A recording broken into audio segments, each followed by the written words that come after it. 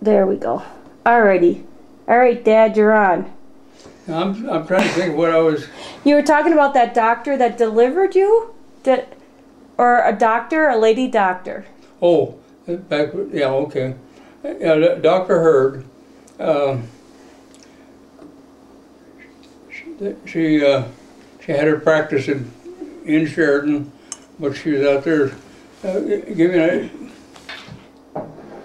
they had sheep and cattle both, but mostly sheep.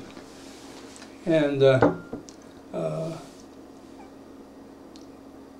one year they lost control of the herd, and they had baby lambs coming in cold weather. So Dad and Frank, Bill, and I didn't get out there, went out and helped them, and they would get those babies and get them where it was warm and get them to warm.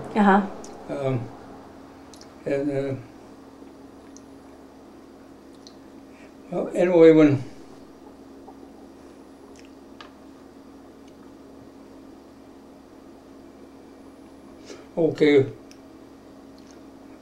about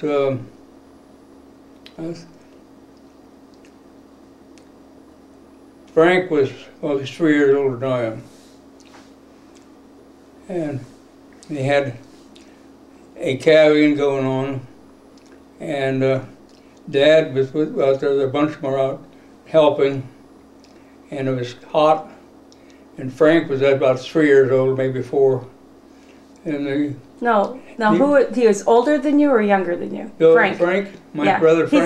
He's older. 3 years older, yeah. Okay. Anyway, they sent Frank to get water, so they're getting hot. So Frank goes and finds the well and pumps the water full. Then he starts back, and a 4-year-old with a bucket of water. That water didn't have much of a chance. How old was he at the time? 4? 4. Oh, yeah. Anyway, he had about a mile to come with it, I guess. Anyway, by the time he got to where the water was to be used, it was all spilled out. Yeah. But one afternoon, Dr. Hurd was sleeping on a swing on the front porch, and a nice sunny day, and he'd been sleeping for a while, and said that she heard her son, Glenn, "Mom, don't move, just stay quiet, don't move." And then her ping, and a rattlesnake was curled up on her legs. Oh my gosh. So he shot it right then? Yeah. Oh gosh. But you didn't tell him, yeah, I'm going to shoot you, get up. But anyway, she delivered most of our kids. I don't know if she delivered Ed or not, but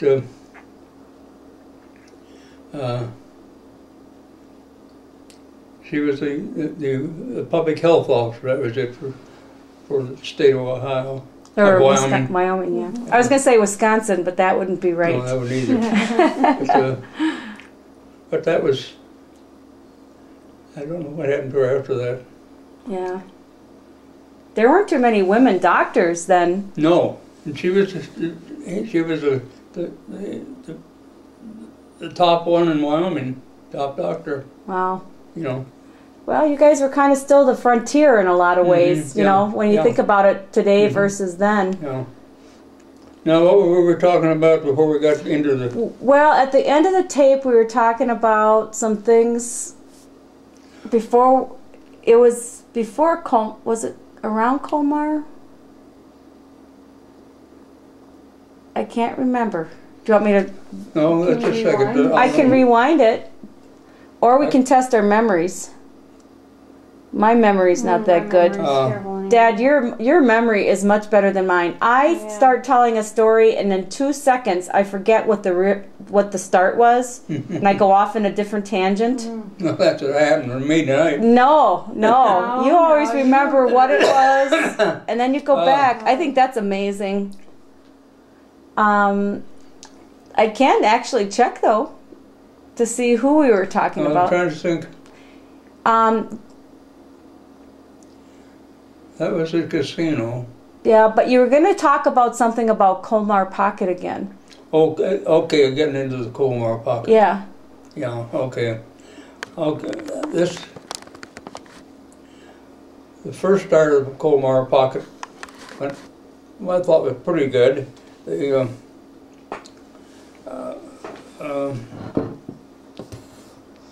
We'll try to get this a little bit more cleared out for you so that we don't have all the stuff that it's focusing on other than you.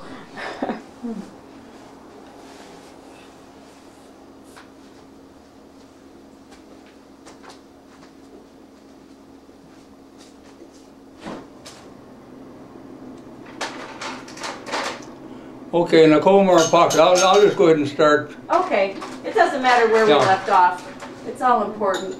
We've been, I'd been attached to the 103rd Division for a month, and went down as far as close. I can't get that name. A town that which ended up being the northern edge of the Colmar Pocket. We were down there with the 103rd, and then the 103rd was ordered to go north. So we went back past Strasburg and Red Rear Woods, and had my tanks were fighting at the edge of Germany with the 103rd. By the way, B Company did such a good job with the 103rd that when McAuliffe, who was the one who said nuts, when he,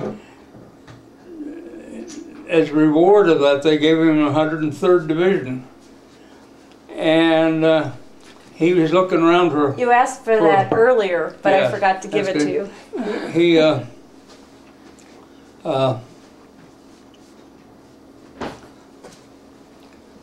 I'm sure he recommended that he get the 756 Tank Battalion. Because of B Company's action with it. Anyway,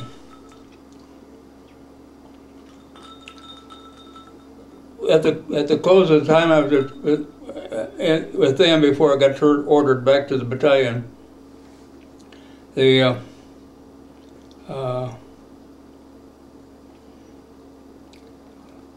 we've been moving along, actually almost leading the 103rd. They turned into a good division, but when they got to this one spot, they got the orders that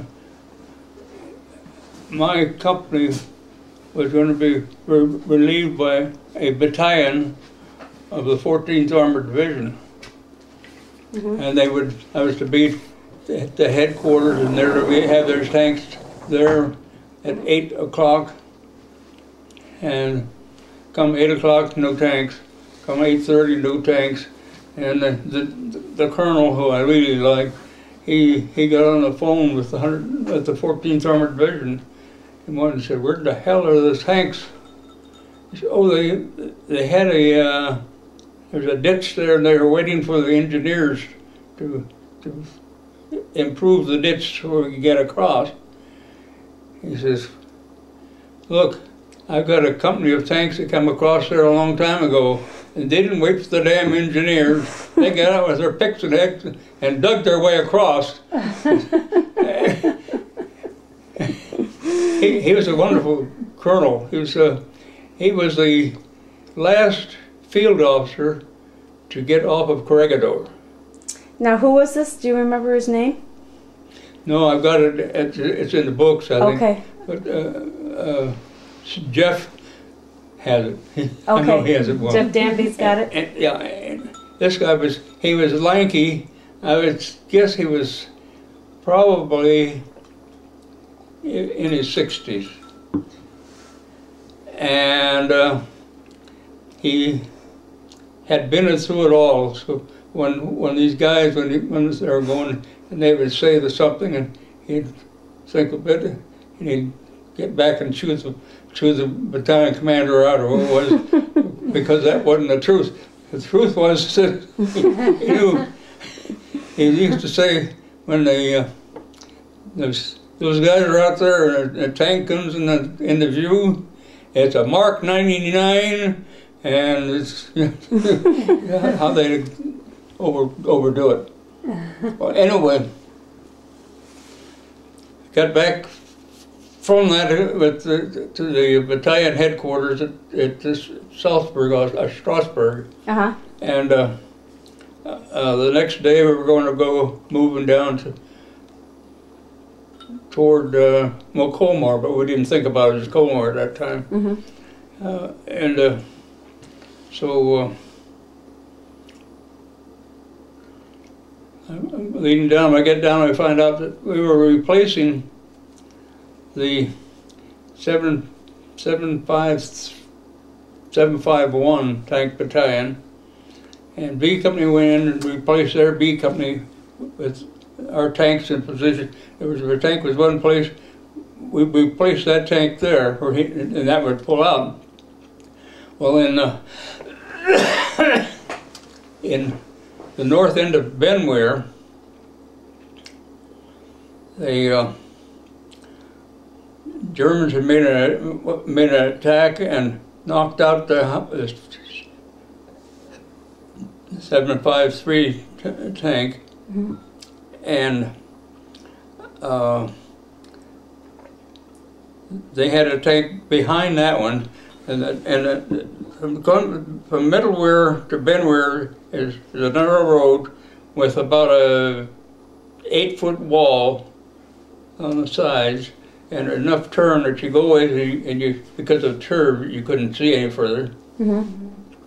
Well, this tank had been knocked out, and their tank that I replaced was there, and they backed out. I backed in, and they had this is in 21st of December. It was cold, and I was checking. I came down there, and Sergeant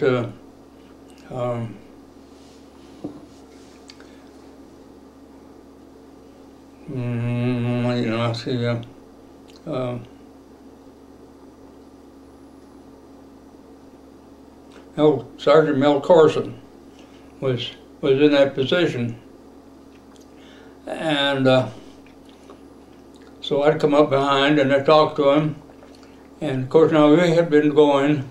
We started in August 15th,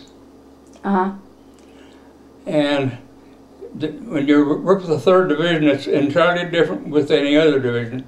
Like I fed ordinary rations sometimes to some of the guys we were with, because they moved so easy. It was like Sunday on the farm. Anyway, when the 3rd Division was there, they went day and night, and the Germans a number of times in their Stars and Stripes type thing, the 19th Division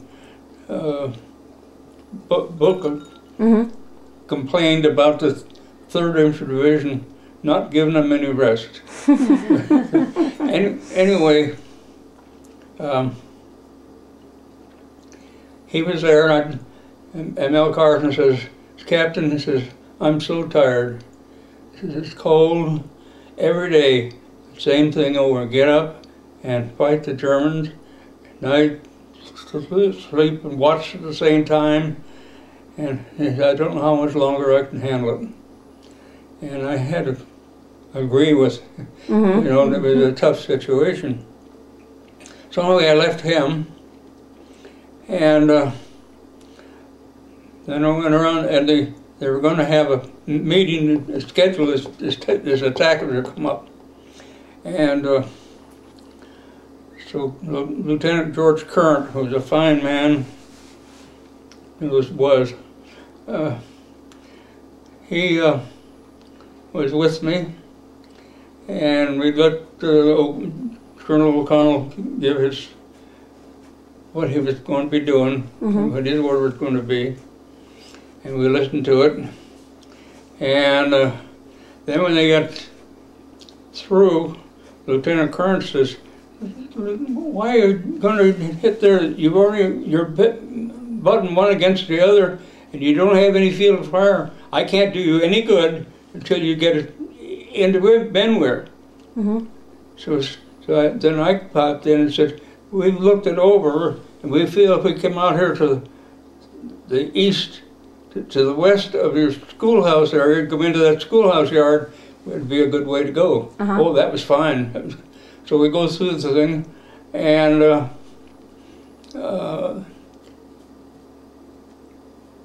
I said, "Well, what else do you have?" He said, "Well, that's it. That's the whole thing. That's where it's going to be." I said, "Well, I have to go with Current. We're going to check to make sure there aren't any miles in that area." And so they agreed that was it. That was a meeting. That was their plans. So come the morning, I was up in an attic of a house in Middleware, right next to him. We watched our tanks were firing, and the Germans were giving up, and things were going along real fine. And all of a sudden, my tanks quit firing. I couldn't figure out why. Now, this is just at dawn. It was not a real good division yet. So what had happened was, after we left, then he went and said, "I want this company to go as fast as soon as they get you into town. Go as fast as you can to the other end of town, set up blocks to keep the Germans from coming out." And this other company was supposed to go to the south end of Benware and set up blocks. So as soon as they got to the road and the infantrymen went real fast across in front of our tanks, they can't fire. They might get killing Americans instead of Germans. So they stopped firing. Well, that's when Current told Mel Corson or Carson, Mel Corson, to get over across the road and make contact with him. Well, when we started across, this tank that he'd been staring for so long got him on the side, knocked him out. And when that happened, at about the same time, Current moved his tanks over to the schoolhouse, right next to the school. And the first thing you know, you heard pop, pop, pop. The basement of the school was full of SS. Oh, gee. They were going to attack a half hour after we were. And what they did, then they knocked out 4 tanks right there. Yeah. So we lost 5 tanks there like that. Most of them are salvageable, but anyway,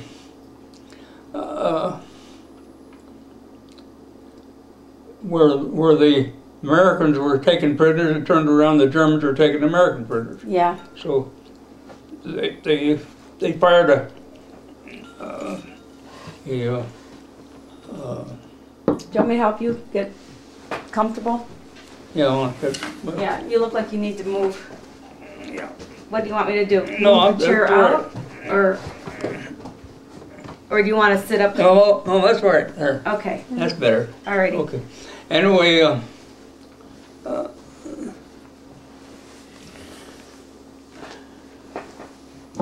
there was a blowout. So they had an airstrike on the town, and came back that we had to go and attack again the next day. Well, O'Connell had it all set. That was a great way. We're going to go the same way. And I said, those Germans think too, and they think the most logical thing that, for me, who is half German, is that they're going to expect us, and if we come that way, we're hit. But we ought to make a bunch of noise with our tank destroyer, have them do some, not firing, but gunning our engines and so forth, to make the illusion that you guys are coming that the we same were going way. to come that way, and we'll go down the valley and come up. I said, okay. Well, we did it. Perfect. The Germans were all set up. Look there, we came right in behind them. And they lost 2 tanks. When I came into town, there was a Russian self-propelled 100 or 200 millimeter gun. The motor was still running, and the communication was going on. I could hear the Germans talking, and of course my German wasn't much, so I got in, trying to make some noise, but we took the town easy. Then they told me, well, tomorrow's Christmas, and the divisions are going to sit quiet on Christmas. It's not going to make any offensive, so we just had to set up defense. And we have to move this one tank around, and in doing so, he's going to have to go down into the valley and come up. Well, that same situation, the infantry had placed a 57 millimeter anti-tank gun in position and set in a minefield in front of it with the instruction to the tank, that gun crew, that anything coming up out of the valley was Germans, shoot it. So the tank was going to go down and come up in the valley to go to the position they want, come up that way. The driver got his head out of behind the lines, you know, and all of a sudden it pop, pop, and then bang, and the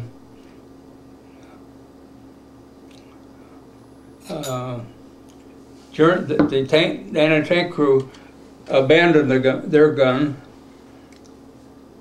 The 2 American mines that my tank ran over didn't break the tracks on either side.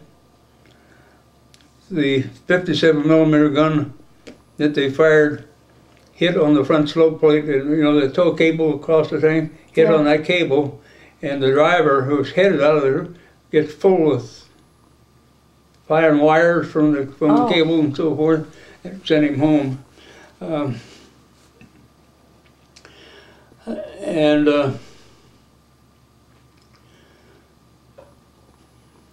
So anyway, in the early morning, this is Christmas morning, about maybe 9 o'clock in the morning. Oh yeah, I'm going in where I've got Crenshaw, my mess sergeant. He's going to get it set up so they can feed the guys a Christmas dinner, because there's no combat, and we're going to be able to set it up. And Sergeant Thompson, head of maintenance, was with me with one mechanic, and they went down to inspect the tank to see what they had to do with it. And going a long way, Ben Weir is totally destroyed. There's no single wall standing in the town. So there's a lot of rubble. Off to the right was Hill 351 in meters, so it's about 1,000 meter elevation. And that was occupied by the Germans. So I'm coming in that bump into, I think there's 3 infantrymen plus a guide. He was assigned to. This kid, Teresa, had on a uniform that had just come out of factory. Mm-hmm. Perfect. Not a spot on it anywhere. And he was a very energetic kid. He was from Iowa. Mm-hmm. And he insisted that he lead because he's a leader. That's his job. Mm-hmm. But we come to this one spot, and there's a spot about from here to that picture on the wall open. He started across there, and I heard one peck. He dropped and never moved. Now that would have been me. See? So anyway. Was that on Christmas Day or was that Christmas Day? That was maybe So your anyway, Christmas present, Dad. I get over to their command post to get everything all lined up, and we come back. I started back the same way we're coming, Mm-hmm. and there's a mortar fire come in, and we hit the ground, and I heard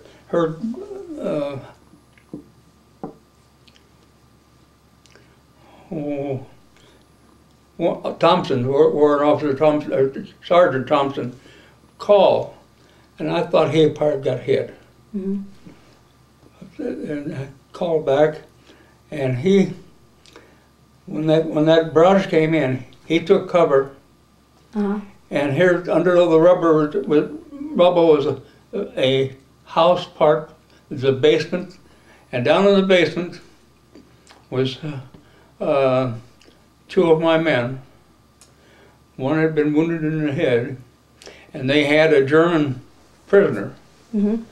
Now they knew that at that time that the Germans were taking over this area, but the Germans didn't know it, so they stayed quiet and they didn't try to do anything. Mm-hmm. Anyway, so they shared the Germans' food and water with them.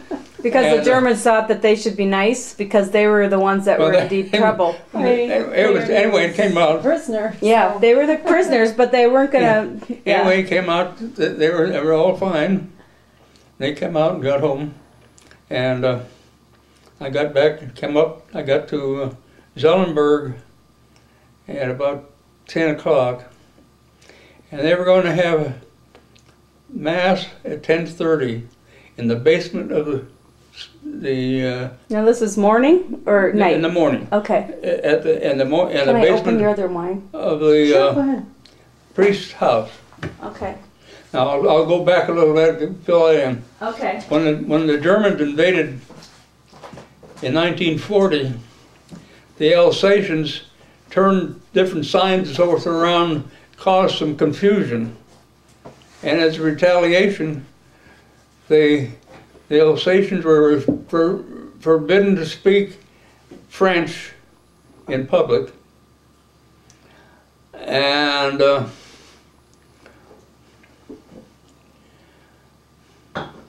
That was a hard spot to be in, those and yeah, so for several years now they've been out in consideration like that. They're speaking in French, I mean in German, because they were forbidden to speak French. Anyway, I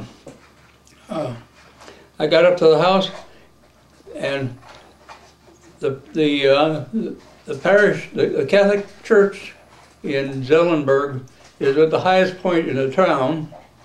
It's a beautiful church from the outside, but nobody would go anywhere near it because they could see, if they saw somebody walking near the church or something like that, they might shell the church. So instead of having mass in their church, they had it in the priest's house. The priest's house is down lower in the town, and he had a wine cellar that hold about 200 people. And that cellar was full of Alsatians, including me, for the mass. And you know how at that time the same amount of Latin that we had in English, they had in French. German or French. Yeah. So this time now the Germans are out of it. So they had it in French. It was the first time in 4 years that they had mass in French on a Sunday. And it was not just a Sunday, it was Christmas Yeah, this Eve. is Christmas. Christmas or Christmas Eve? Christmas. Anyway, again, the cellar was so full that they couldn't give out communion. We were just like a jammed up, overloaded radio or elevator. Yeah, you know. yeah. It was jammed up like that. So anyway, we've got everything, and they sang their part of the mass much better than we sang it in English. But anyway, that was. They had 3 children. Now, who is this? This is Becker. Okay. One